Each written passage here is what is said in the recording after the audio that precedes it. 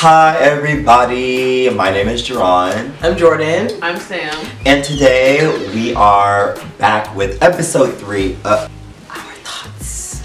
And today we are sipping on some tea. We're gonna spill some tea for you hoes. Okay, so our first topic we're gonna bring up is Jackson Wang of GOT7. Okay, so for those of you who don't know, Jackson was under fire for a Pepsi commercial, and he had a black hairstyle, and people pretty much were trying to educate him on the hairstyle and the topic and black culture on Instagram, but he pretty much called them haters and dismissed the whole thing. So that was the whole issue, and it just really got under my skin as someone who really used to appreciate Jackson and, likes him a lot. How do you guys feel about people, non-black people wearing ethnic hairstyles like that? Well, I feel like for me personally, as a former Jackson alt, it was very hard for me to see Jackson go through those motions. Cause I mean, I can understand having that hairstyle and not knowing it's bad. But then for Jackson to respond to people like that in that way in which he was dismissing black people's opinion on it, it was just very disappointing for me. So I do feel with non-black people taking black hairstyles and doing it for whatever, shock value or whatever, it's just very disappointing because if someone who's black wears dreadlocks, it's not for shock value, it's just to wear their hair how they want to. I guess I don't have a lot of say in this just because I'm not a person of color, but I get where the cultural appropriation comes in. I understand all of that, and honestly this whole situation wouldn't be where it is now if he just didn't respond that way. That's it. That the whole reason this situation is bad is the way he responded. If he would have just accepted what they were saying and understood what they were saying and said, okay, thank you guys, I understand it now, this whole situation just, it would have been better. It would have been fine. We would have educated him on it. But just that response, it made me see him in a different light. That's all. I really liked Jackson, and he just really fucked up on this one. I just didn't expect him to even make a response like that, honestly. He seems like someone who's very open-minded to all his fans' opinions and right. and what they think, but the way he just blew them off, God, that's hurtful. I could see I Got Sevens being hurt by that, and I don't know,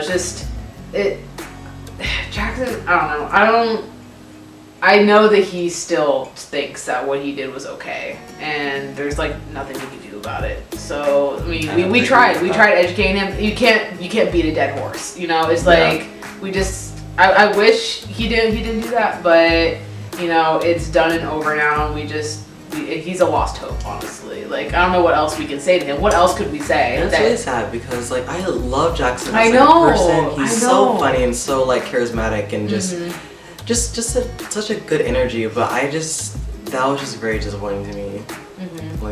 It was just like I said, he wasn't the Jackson that I knew. It was that we all got to know. Yeah, exactly. And Jackson, and it's funny though because Jackson is the type of idol that you would think is very, I wouldn't say socially aware, but I would say more, I guess, accepting of a lot of things. Yeah, he's very open-minded. Very open-minded, very accepting, and to get this kind of response, I really was very shocked at the most. It just was just a lot for me. But the whole thing, even with just GOT7 in general, it just seems like there's a scandal a lot with just so many of the members. It's just, I really feel I'm not an IGOT7, but I imagine being an IGOT7 is really, I guess, stressful in a way because it seems like every day was something with Mark, something with Bam Bam, something with JB. Remember when JB had that thing when he was on that reality show with Young Jay from BAP? It was just it's just always something. It seems especially as a black IGOT7 stan, yeah, and it must be very daunting. I applaud you all who have the strength, but the values, the structure, the foundation of the mind to stick with them, because I just can't. It's very hard for me to stick with a group who has that many scandals in the present. Yeah. Cause I can understand like scandals from like a few years ago, but like for right now, and they keep messing up. It's just very it's when it's coming from the same group and it's all these members. It's just like, you know, you get to the point where it's like, where do you start to like respect yourself, respect your culture, to the point where you just gotta stand up and just be like, you know, I can't stand. Like, I cannot stand this group. With them, Mamamoo was one of my favorite girl groups, and you know, in a way I had to drop them, I'm not gonna lie. Do I still, you know, like the members? Yeah, but I don't know if I could really support a group that has done blackface and then apologize and then, you know, continues to be problematic. Speaking of Mamamoo, we had the biggest girl group stand of all time. We are staying, Kpjaw is staying at our best friend's house, none other than Kevin Vega. Yes, we have our token once. Yes. Hello, as a once, I'm here to represent Chewy and Chaeyoung, my biases. Oh my God. You know, we love a girl group. You know, certainly do. Korea's next nation girl group. As we know, Let's not get carried away. talent, charisma, uniqueness, nerve. Spells G friend. I said, you know, I'm a once, twice. That's all I'm gonna say. Okay, well, keep it that way. But you know, back onto the topic. Right. I'm dissociating right now as I'm listening to this demonic talk between the two gays. Back to Mamamoo. Okay, I feel like with them, I really loved them so much. Like, I loved their sound. I loved their everything. But for that, like, first of all, they did the blackface in the first place. Like, and they owned up to it. They said they apologized for it and everything. But then after that, they did it right after. So that just shows me that they didn't learn anything. They just, you know, it was almost kind of like they were sweeping it under the rug. Right. Right. It's the repeat offense that really makes you realize, like, did they even get it at the first time they apologized? Like, was that a sincere apology? Was that them just trying to brush it under the rug? You know what I mean? It's like, when you, like, educate people, you hope that they learn, and then you hope that they grow from it, but, like, when you see that they repeat these things, it's like, how much, like, at what point do you just draw the line and you're just like, okay, we need to move on. You know, we need to realize that this group isn't going to learn, and unfortunately, like we've all had to do is like we've all just had to stop, you know, really supporting this group, even regardless of, you know, how we used to feel about that. Because I myself, you know, Mamamoo, as we know, they are one of the better groups, but still, like, if vocally, yeah, right, like if you're fans, and if you yourself, like even after apologizing and still continuing to do this, like blackface, something as like controversial and something as hurtful as that, like you would think that they'd learn, but yeah, for some groups, I guess it doesn't come to them. Yeah. And it's not even like a complex thing, like it's just blackface. Like blackface is literally just putting dark makeup on your face. Like it's not that hard to not do. Yeah. You know, like Sam, what are your thoughts on the whole Mamamoo situation? When it first happened, I remember I went, please God, no, are you kidding me? Because I love Mamamoo and I love their music, and they're such a unique girl group, and they were amazing. And then when that happened, I'm like, are you kidding me? Like, them of all people, like, It was just really shocking.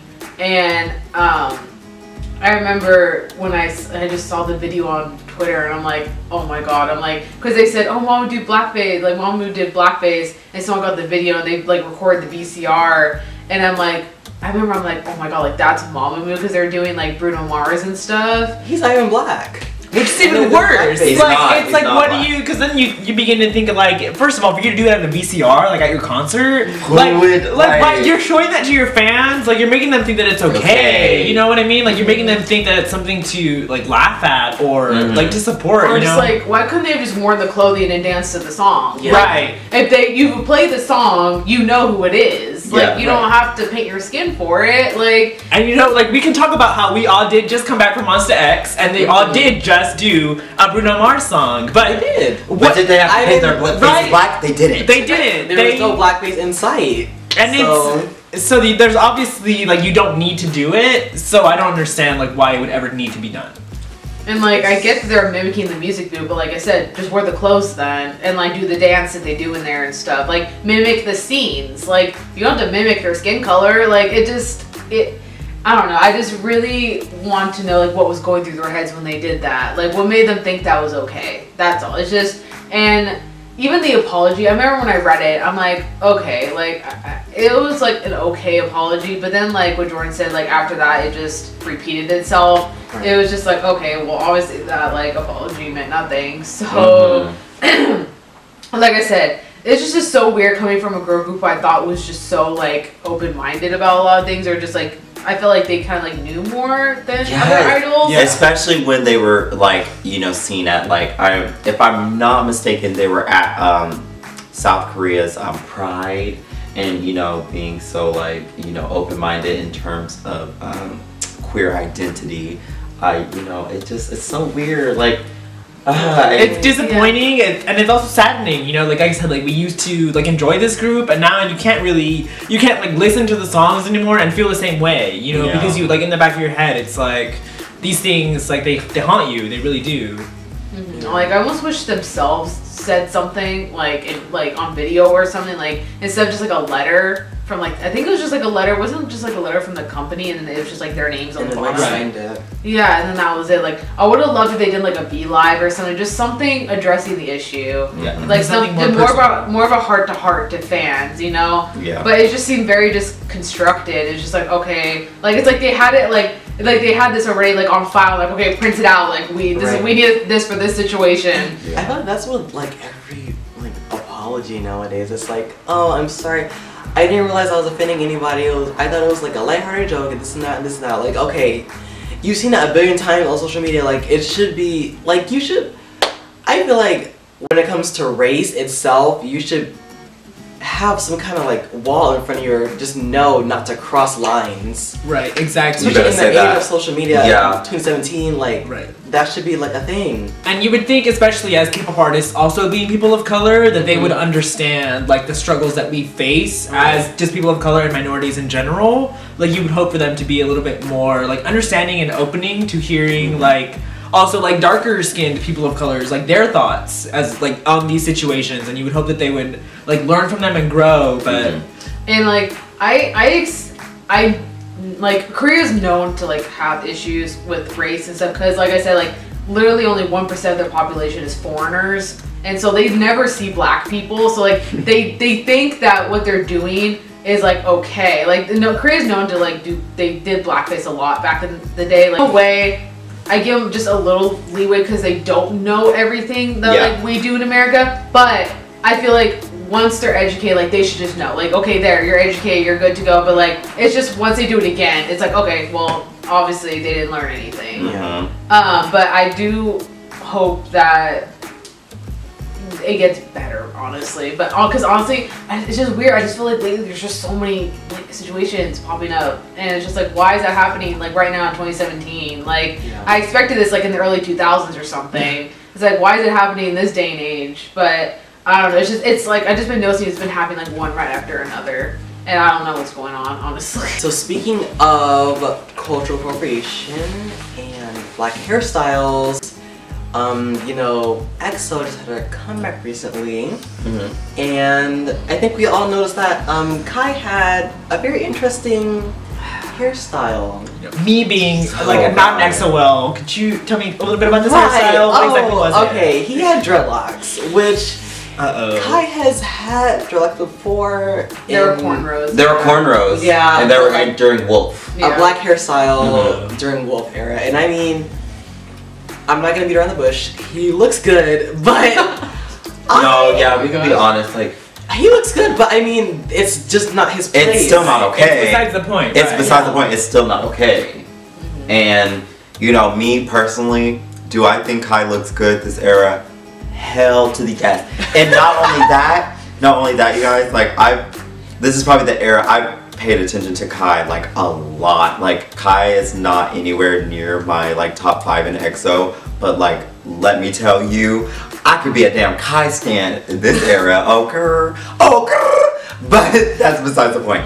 Let me get back to my socially aware point. Do I feel like Kai looks good? Yes. Do I feel like what his hairstyle is doing is very wrong? Because I'm not going to clock Jackson and not clock Kai too. I'm going to clock Kai too. Well, his hairstyle is wrong. It's wrong. It's very insensitive. What makes Kai's different hairstyle a little bit problematic, other than just having the dreadlocks, was he was caught in a lie.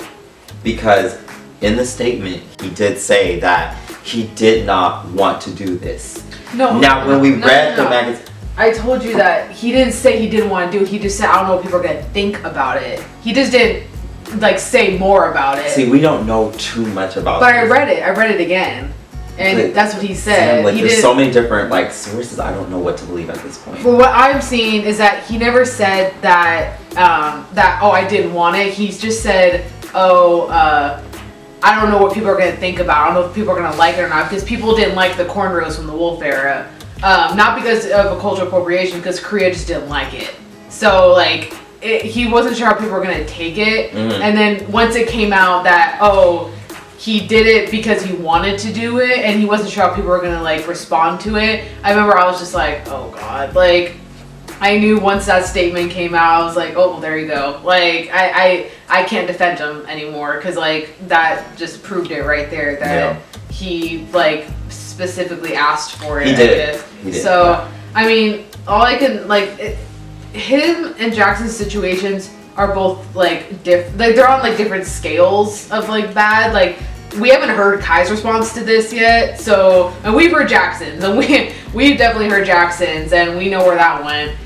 So I'm definitely Jackson was ignorant. Exactly. Kai isn't. Jackson was very like aggressive and overbearing in his response. Yeah. Right. And Kai go ahead. With Kai, XOLs, international XOLs have been writing a letter for Kai to educate him, and you know, Kai is not very because Kai doesn't have any social media. He doesn't have social media. Yeah. He's also not, you know, not to call Jackson, but he's not a rude person.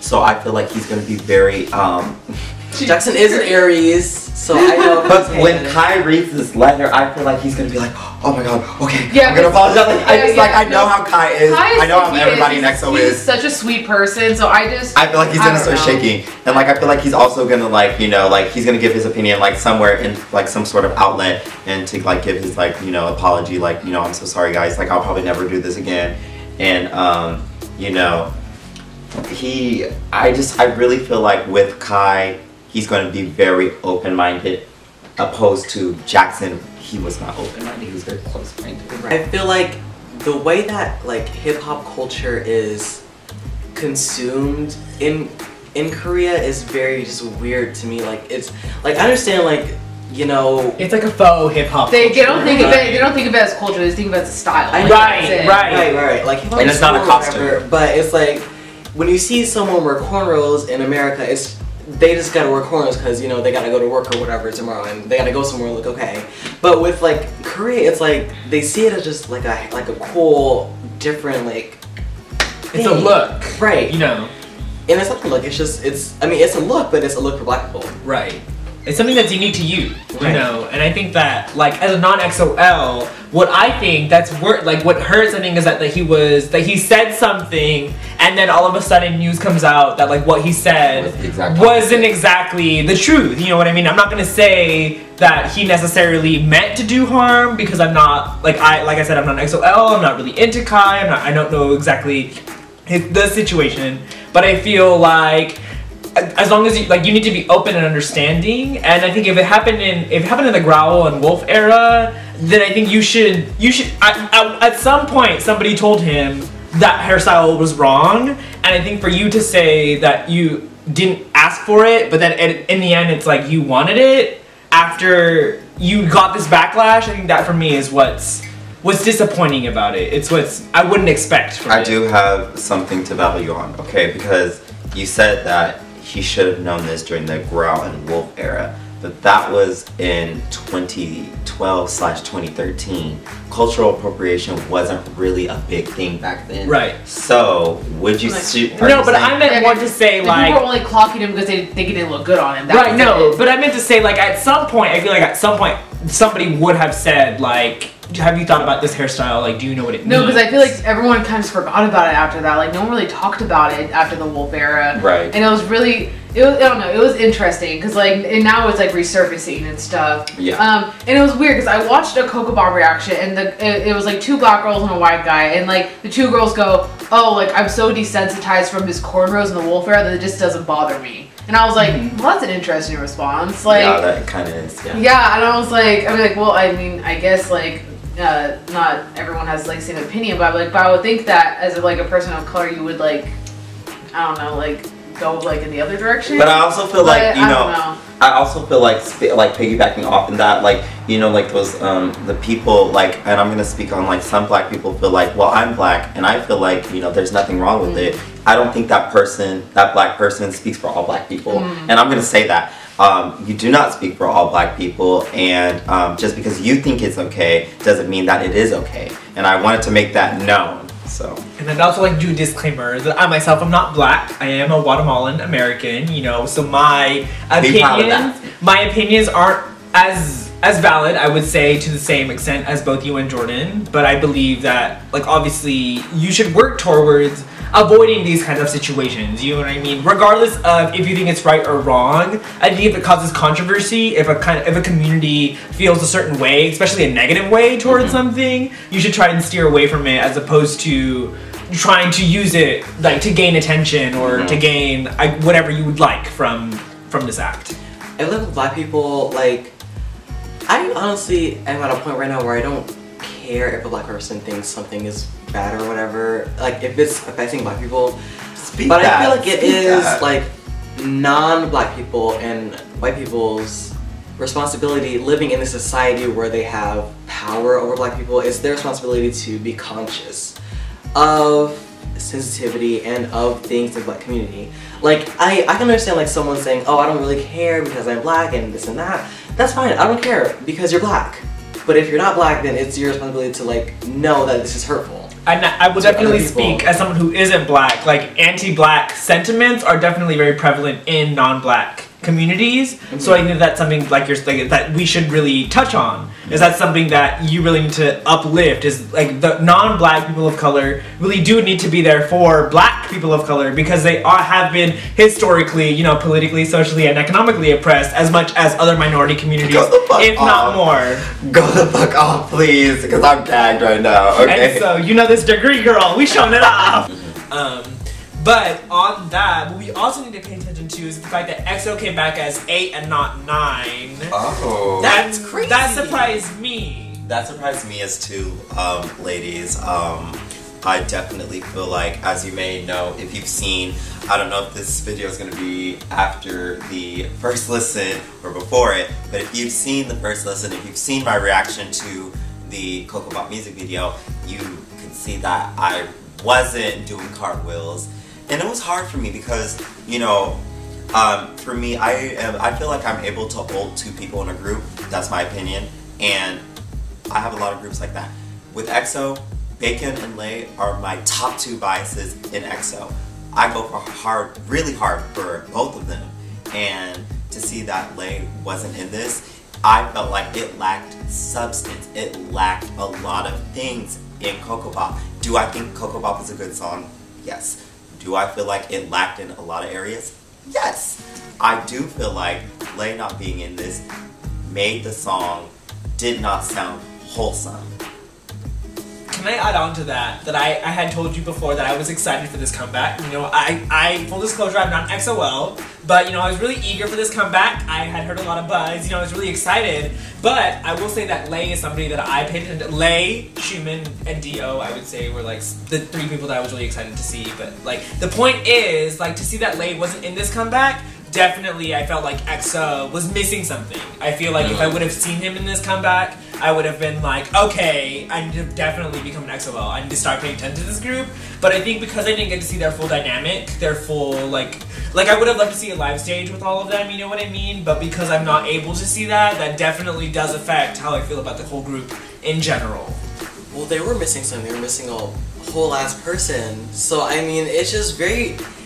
I just feel like if you're gonna have a comeback after a whole year, you shouldn't do it at a time where one of your members cannot perform with them.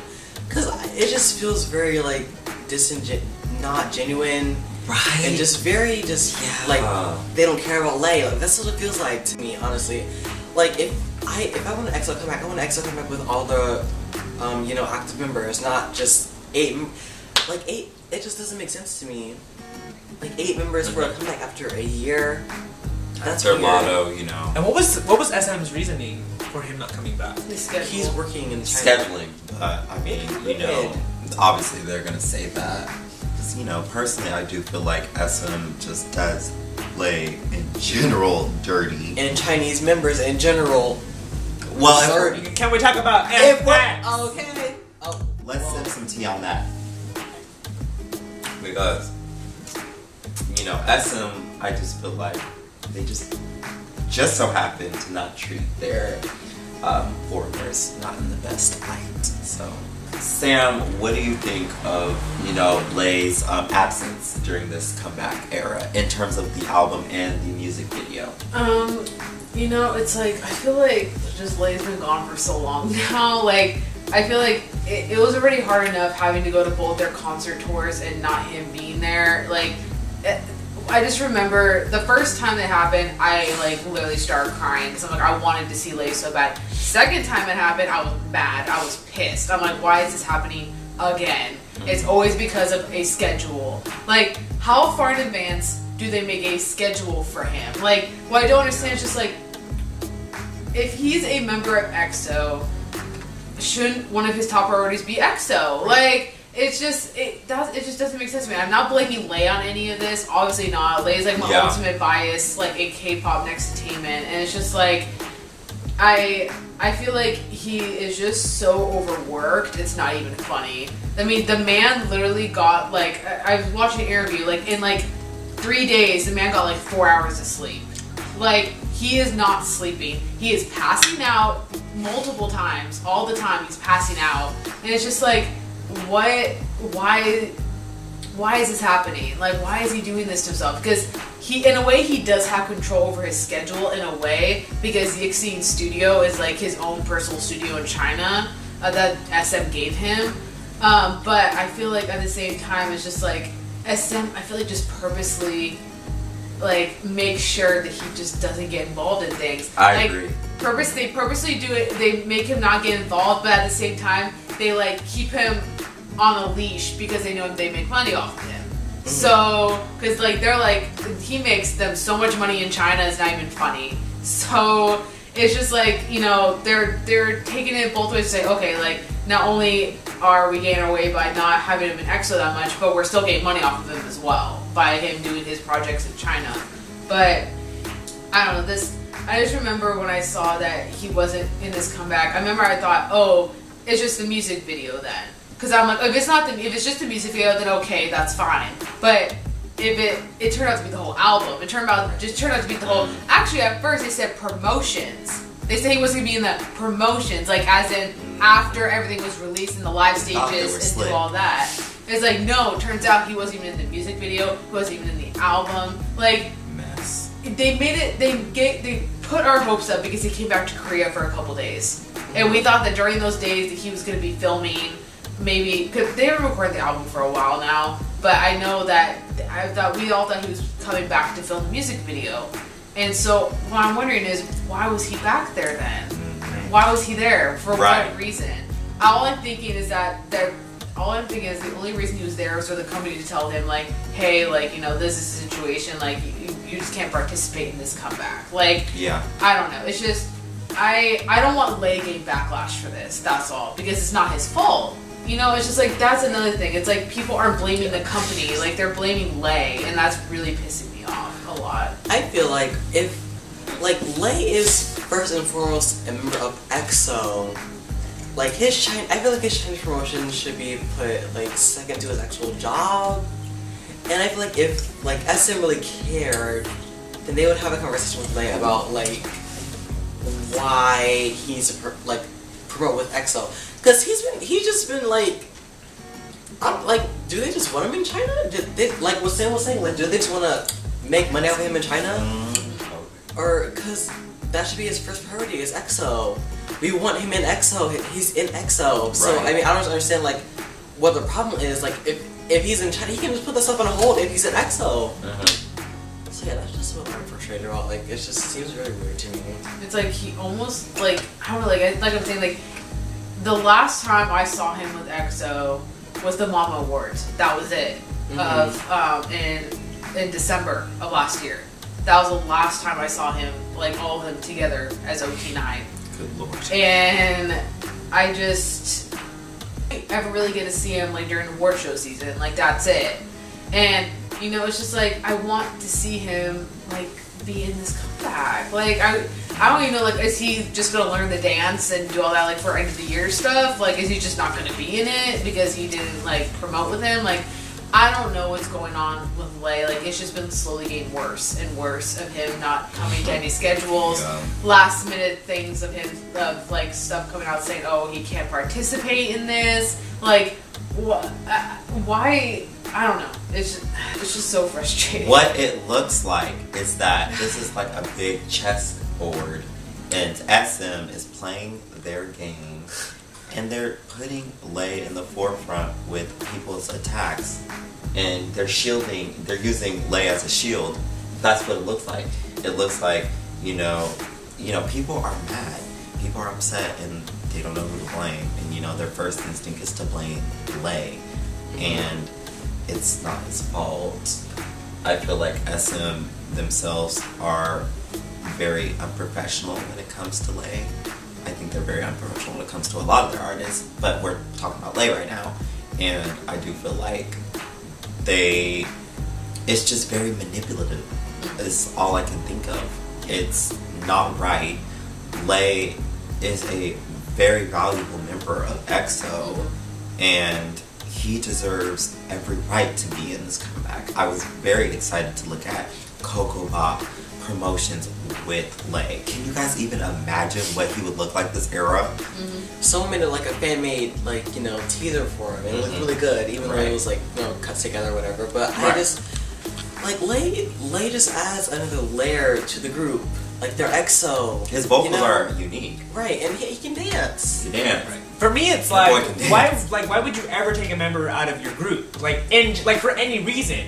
You know what I mean? Like even if they make more money in another country, even if they make more money doing like this or that, I feel like at the end of the day, like Jordan was saying, like Yixing is in EXO. Right. Yixing came from EXO. Like that's the group that they came up with. They debuted with this group. Like that's where they got their stardom from. You know what I mean? So that's why I feel like SM has no reason to take them out from this. You know what I mean? Especially because I see that they are constantly liking the other members' pictures on Instagram, always like I feel like you can tell that they really wish that they were like a part of this comeback, a part of this experience. So I think that it's really ultimately sad to see that this is how SM is like inevitably treating like this artist. You know what I mean? It's sad to see how this is how Lay has to, I guess, like I don't want to, like obviously I'm not an XOL, but I'm seeing that this is how SM is treating him, and I can't be like, I don't know. What's up with that? It's just not right. Yeah. So guys, speaking of another person who is mistreated, also that used to be under SM, it is none other than Miss Jessica Jahron. Now an ex-member of legendary girl group Girls' Generation, SNSD. Jessica, I feel like it just seems very, like, once again, disingenuous. Like, with SM, they just seem very, like, not connected to the emotions and, like, the lives of their artists. Like, if Jessica, if it's a 10-year anniversary, it's like, without Jessica, it's just, you're just celebrating life. It's like a 1-year anniversary. It's like a 2-year. It's a fantasy. Fantasy that SM like is trying to paint. They paved the way with Jessica. So why wouldn't you? It's just not. Right. It's easy. You can easily say that Jessica's definitely in the top 3 of Girls' Generation, like members of the popularity. Right. When you think of Girls' Generation, like we're being realistic. Taeyeon and Jessica were the top popular girls. Before the scandal, right. What scandal? Even before the Are you talking about her getting kicked out? Right. Yeah. Okay. Well. you know, everybody, like the most popular people that people love to buy us back in the day was Taeyong and Jessica. Like, it was just, that's how it was. And, you know, for them to, I guess, like push her out, I would say. No, not even that, to just like say that she wasn't a part of it. Right. It's just really just silly to me. I think like her saying, it's silly how the members like even crop her out of things. Like I wouldn't blame them. That's true. I wouldn't blame the members. I wouldn't blame the members. But I think it's sad that this is how like it's, if SM could have been like, look, Jessica's not a part of it, but we do thank her for the time that she spent with us. You know what I mean? She like spent so much time. Right, exactly. Like her. That was her life. Right, exactly. Like Jessica, you know, she really put as much effort as the other members. She, you know, was really trying to pave the way for other K-pop artists and groups. And I think it's sad that SM at the end of the day is trying to strip her of that legacy, you know, and of just the prominence that she had, you know, in Korea. Kevin said, like I said, like it's just to strip her from the legacy of Girls' Generation. It's just pretty much silly. It's very sinister. Sinister. It's very evil. It just sinister management. Jessica was there for 7 out of the 10 years. Her debuting in 2007 with them and ending her career in 2014 with them. I just feel like Girls' Generation will always be OT9. Girls' Generation being my favorite girl group. I'm like the biggest Soan you will ever meet. It's just very disappointing to see that SM is like this when it comes to Jessica, and even like with blocking Jessica from promoting on live stages, and even like that's even to say about TVXQ, or sorry, not TVXQ, JYJ, who used to be a part of TVXQ, blocking them, and you know, they were a part of the legacy as well with even TVXQ. It's like, so what does that say about SM as a company, company that is supposed to thrive off of professionalism? What does that say? I think this is where you can tell that they put profit ahead of everything else. Right. Because it's like, because they weren't profiting off of Jessica's, you know, businesses and her external, you know, communications, they were like, she doesn't matter, you need to leave. You're not a part of this group anymore, like you aren't bringing us this extra cash. Right. I feel like that's something that really led to her ultimate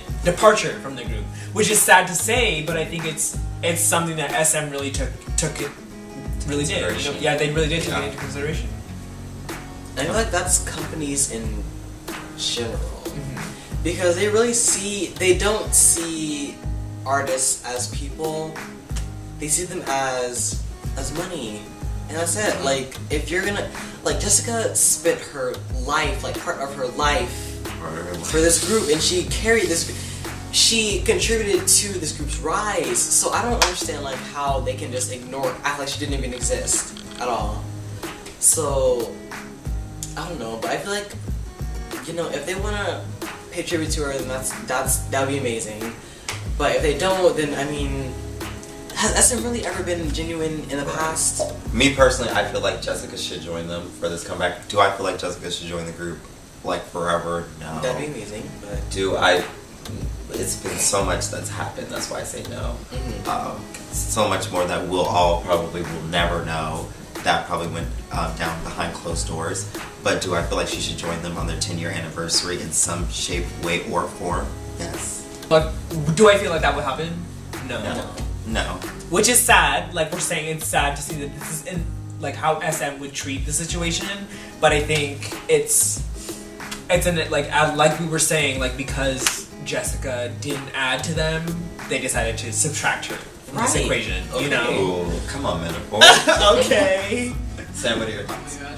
Oh my gosh. I mean, as if you were around for her departure, you would know that it came as like a shock, like it came out of nowhere, and ultimately everyone's pretty much came to the conclusion that she was kicked out. She didn't voluntarily leave, and it's mostly because, you know, SM did not want her to have her side business. Like they said, like you either pick your side business or you pick the group, and you know she said she wanted to do both. She wanted to be in both.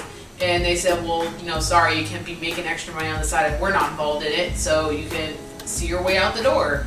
And we all know that, like, Jessica was, like, really hurt by that, and she, like, her whole life was Girls' Generation. Like, that was her childhood. That was, like, that was, like, her teen years up until, like, her, like, late 20s. Like, you know, it's, like, if when you spend your whole life doing something and all of a sudden, like, it just gets, like, ripped away from you, like, you know, how do you think that makes someone feel, you know? And, but of course, SM doesn't care about that. Yeah. They just care about the fact that they weren't getting money off of her side stuff. And, you know, it's just, they lost probably one of the, like Jahron said, one of the most valuable members of Girls' Generation.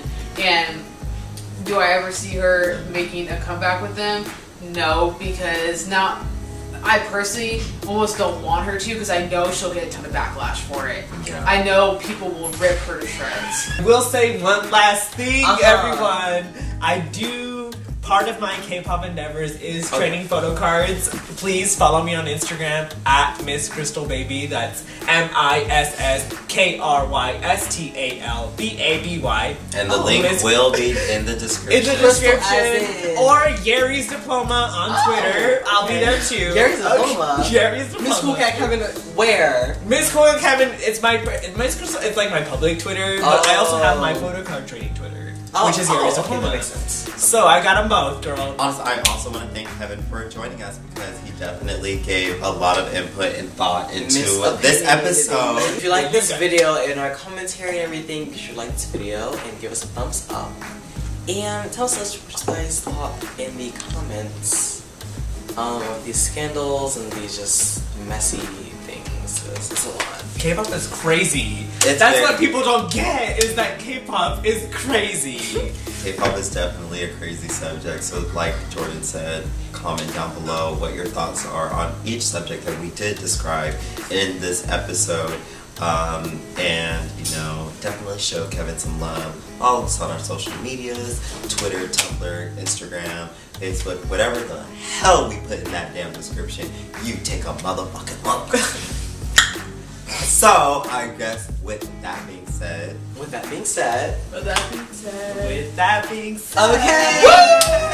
We will catch you guys later. Bye.